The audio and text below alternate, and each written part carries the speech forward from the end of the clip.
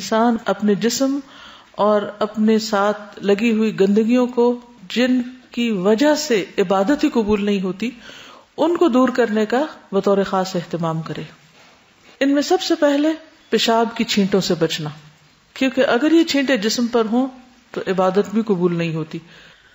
تو اس لیے بہت احتیاط کے ساتھ اس سے بچنا ضروری. اسی لیے جو حکم دیا گیا وہ یہ کہ پیشاب کرتے ہی فوراً نہیں اٹھ جانا چاہیے، کیونکہ بعض اوقات کچھ حصہ یورینری ٹریک میں رہ جاتا ہے اور پھر وہ بعد میں ڈراپس کی شکل میں باہر آتا ہے. تو اس طرح کچھ لوگوں کے کپڑوں کے ساتھ لگ جاتا ہے یا اور جگہوں پہ وہ چلا جاتا ہے، جس سے نجاست مزید پھیلتی، گندگی پھیلتی. اور اگر وہ آپ کے کپڑوں میں گر گیا اور وہ کپڑے آپ کے جسم کے ساتھ دوبارہ بار بار لگ رہے ہیں تو آپ دیکھیے کہ اس کا نتیجہ کیا ہو سکتا ہے. تو تھوڑا سا رک جانا چاہیے تاکہ جسم پوری طرح صاف ہو جائے، پورا پیشاب باہر آ جائے. تو ایسی نماز جس میں طہارت کا اہتمام نہ کیا گیا ہو، جسم ناپاک ہو، تو نماز قبول نہیں ہوتی. تو آپ 100 دفعہ کہتے رہے ان صلاتی و نسکی و محیایا و مماتی للہ رب العالمین، لیکن آپ کی صلاۃ اسی وقت اللہ رب العالمین کے لیے ہوگی جب اس کی پسند کے مطابق ہوگی. اور اس کی پسند کے مطابق کرنے کے لیے کیا ضروری ہے کہ اس میں سب سے پہلا قدم طہارت کا ہے، ناپاک چیزوں سے اپنے آپ کو دور کرنے کا. والرجز فاہجر. نبی صلی اللہ علیہ وسلم ایک مرتبہ مدینہ یا مکہ کے ایک باغ میں تشریف لے گئے. وہاں آپ نے 2 شخصوں کی آواز سنی جنہیں ان کی قبروں میں عذاب دیا جا رہا تھا. تو نبی صلی اللہ علیہ وسلم نے فرمایا ان پر عذاب ہو رہا ہے اور کسی بہت بڑے گناہ کی وجہ سے نہیں. پھر فرمایا بات یہ ہے کہ ایک شخص ان میں سے پیشاب کی چھینٹوں سے بچنے کا اہتمام نہیں کرتا تھا اور دوسرا شخص چغل خوری کرتا تھا. یعنی ایک ایسا شخص تھا کہ جو ظاہری گندگی کا شکار تھا اور دوسرا اخلاقی گندگی کا. تو ان دونوں میں بھی ایک مماثلت ہے. پیشاب کی چھینٹیں بھی اڑتے ہیں نا، کپڑوں پہ پڑ جاتے ہیں، جسم پہ پڑ جاتے ہیں، اور چیزیں جو آس پاس کا ماحول ہوتا ہے اس میں بکھر جاتے ہیں، تو اس سے بیڈ سمیل کے علاوہ اور بہت سی خرابیاں لاحق ہوتی ہیں. اسی طرح جو چغل خوری وہ بھی گندگی کو پھیلانے والی بات ہے، اور اس سے بھی انسان اخلاقی طور پر نجس ہو جاتا ہے، ناپاک ہو جاتا ہے، اور اس سے فتنہ فساد بھی پھوٹتا ہے. جس طرح پیشاب کی چھینٹوں سے نہ بچنے کی وجہ سے نماز تو نہیں ہوتی، لیکن اس کے ساتھ ساتھ کئی بیماریاں بھی پھیل سکتی، کئی امراض بھی جنم لے سکتے ہیں.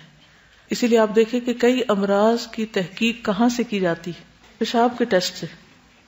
یعنی انسان کا جو پیشاب کا اسپیسیمن ہے اس سے بہت سے امراض کا پتہ چلتا ہے. انسان کے جسم کی پوری کیمسٹری اس سے سامنے آ جاتی. تو اس لیے بہت ضروری ہے کہ انسان اپنے آپ کو اپنی ہی نجاست یا اپنی ہی اخلاقی برائیوں کے شر سے محفوظ رکھے. ٹھیک ہے. پھر پانی سے طہارت حاصل کرنا. یہ جو آیت ہے ان اللہ یحب التوابین و یحب المتطہرین، کہتے کہ یہ آیت اہل قباء کے بارے میں نازل ہوئی تھی کیونکہ وہ لوگ پانی سے استنجا کرتے تھے. عام طور پر کیا رواج تھا؟ مٹی سے طہارت حاصل کرنے کا. اس سے بھی ہو جاتی، لیکن پانی سے جو تسلی ہوتی ہے وہ کسی اور چیز سے نہیں ہوتی. بعض لوگ مٹی کے بجائے ٹیشو پیپر استعمال کرتے ہیں اور اسی کو ہی طہارت کا ذریعہ سمجھ لیتے ہیں. ٹیشو پیپر سے پیشاب کے چھینٹے خشک تو کیے جا سکتے ہیں مگر صاف نہیں کیے جا سکتے. یعنی اگر جسم کے کسی حصے پر پیشاب لگ گیا ہے اور آپ اس کو صرف ٹیشو سے جذب کر لیتے ہیں، خشک کر لیتے ہیں، تو کیا آپ کے خیال میں پاک ہو گئے؟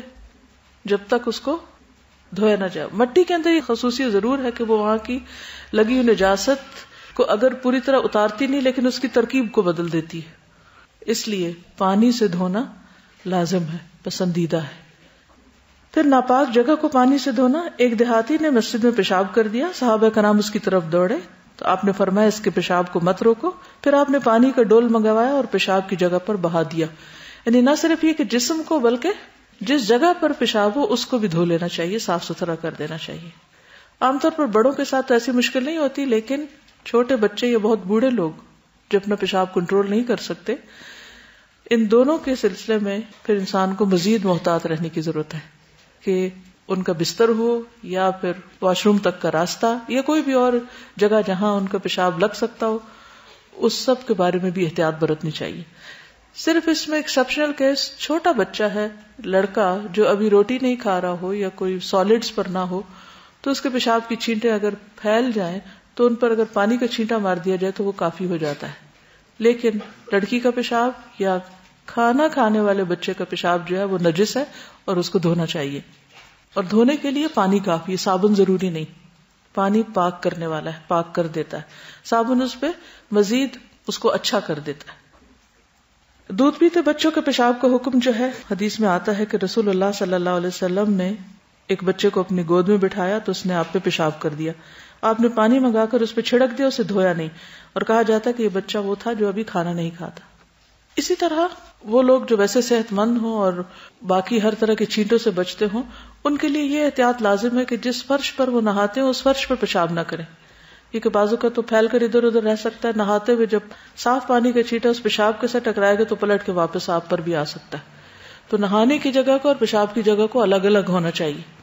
قرآن مجید میں اللہ سبحانہ وتعالیٰ فرماتے ہیں ان اللہ یحب التوابین ویحب المتطہرین، بے شک اللہ محبت کرتا ہے کثرت سے توبہ کرنے والوں سے، کیونکہ کثرت سے توبہ گناہوں کو دھو ڈالتی ہے، اور اسی طرح پاکیزگی حاصل کرنے والوں سے. متطہر کی جمع ہے متطہرین. متطہر یعنی جو کوشش کے ساتھ پاکیزگی اختیار کرے. اس لیے بہت ضروری ہے کہ ہم اپنی روزمرہ زندگی میں نہ صرف یہ کہ اپنے جسم بلکہ اپنے ماحول کو بھی صاف ستھرا رکھیں.